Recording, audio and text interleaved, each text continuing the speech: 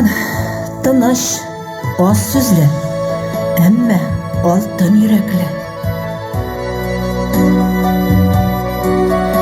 Питер бик тиз кызып китүчән, ә һөҗүмгә килгәндә иң беренчеләрдән. Михаил игенче, җир кешесе, җирне җаратты. Степан моңлы бала, иртәнгә хәтлек җырларга да риза. Һәм инде син, Саша, иң кичкенәсе. Әни, мин кайтырмын. Сөз бирәм. Дошманнарга үлемгә үч итеп кайтырмын.